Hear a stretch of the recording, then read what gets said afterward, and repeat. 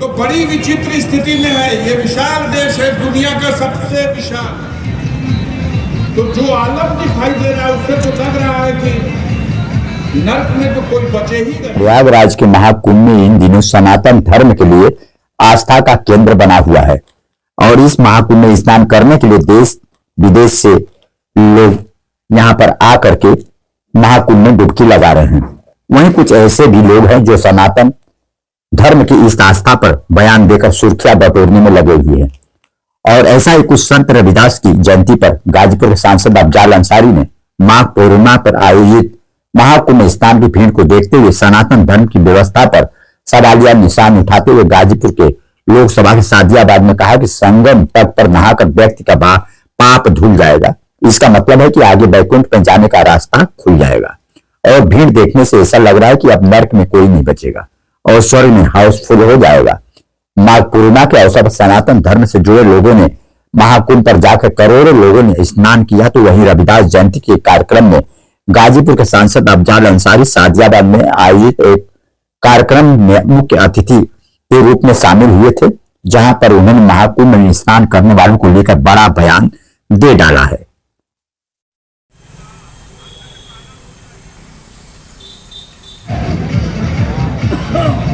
श्रद्धा का ये पर्व मान्यता है कि संगम तट पे नहा करके व्यक्ति पवित्र हो जाएगा, पाप धुल जाएगा। अगर पाप धुल जाएगा तो इसका मतलब आगे वैकुंठ में जाने का रास्ता खुल जाएगा।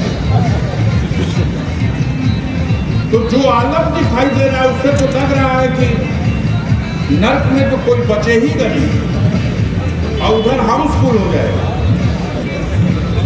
ट्रेनों का हाल ये है, तोड़ रहे हैं शीशा, अंदर औरतें कांप रही हैं, बच्चों को गोद में छुपाए हैं, रो रही हैं, बिलख रही हैं। आपके हमारे घर के बच्चे हाथों में ईंटा लेकर के ट्रेन तोड़ रहे हैं, उसके शीशे तोड़ रहे हैं, उसमें घुस रहे हैं।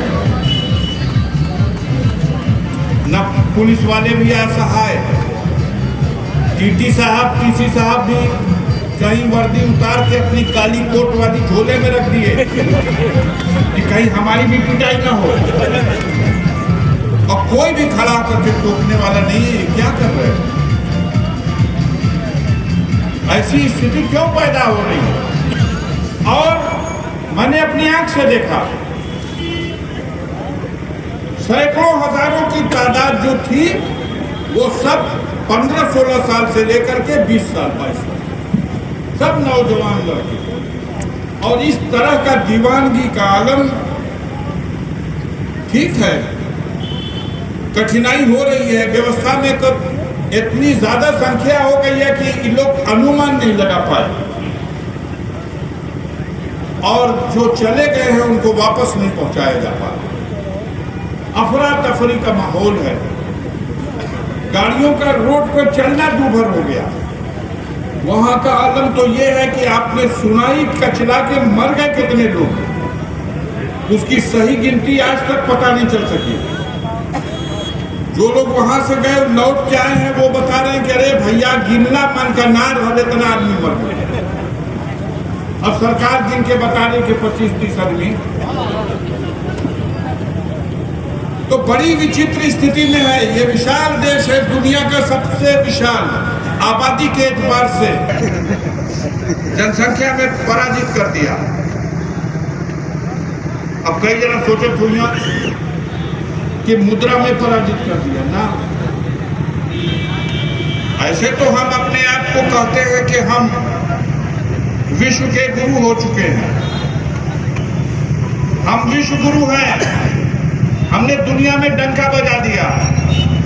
लेकिन हम ये थोड़ी बताते हैं कि हमारे देश भारत के पासपोर्ट की वैल्यू दुनिया में 85 नंबर पर आ गई, 85वीं 85 नंबर पर दुनिया में। हम ये नहीं बताते हम विश्व गुरु हैं, लेकिन हमारे देश के मुद्रा की कीमत डॉलर के मुकाबले 88 रुपए पे आ गई।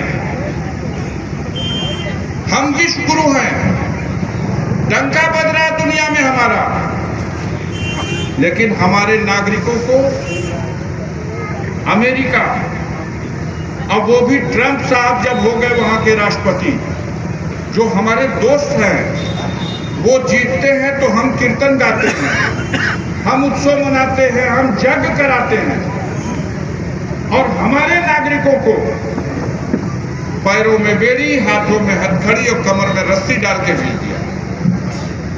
हम विश्व गुरु हैं। समस्या के समाधान के सवाल पर मत पूछना। देश पर कर्ज का बोझ 200 करोड़ रुपए से ज्यादा हो गया।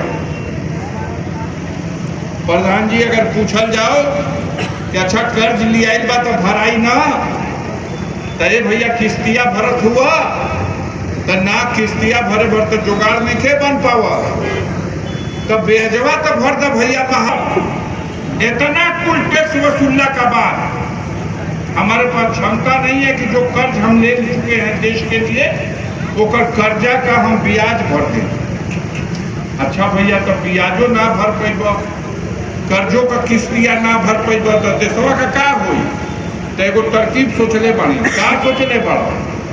हीरो औरी कर्जा ले, अब ब्याज भरब लेकिन कर्जा लेके भरब।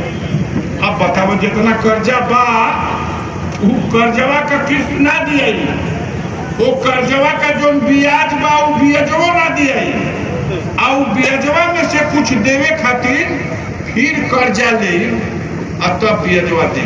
बताओ कहाँ जाते हैं हम, कहाँ जा रहे हैं? और कमाई क्या है? दुनिया में डंका मेरा बज रहा है। आज आवश्यकता इस बात की है, हर काम सरकार नहीं करेगी। ये भूल जाइए आप कि सरकार आप अपने बच्चों को जो पढ़ा रहे हैं, पहलवा माई बाप भेजन सो स्कूल की जा करके पढ़ ले तो कुछ तो बन जेबे, अभी भुला जा। अब नौकरी नहीं मिलनी है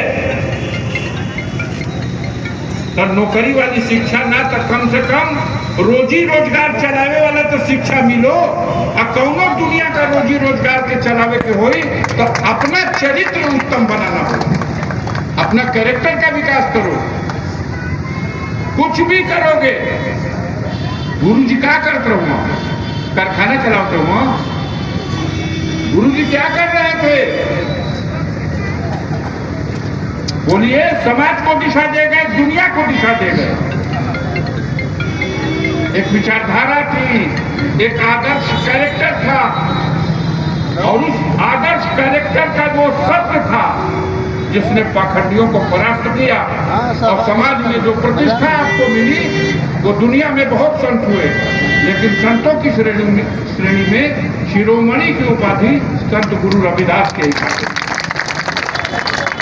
बाबा साहब भीमराव अम्बेडकर ने देश को संविधान दे दिया आजादी के बाद। संविधान है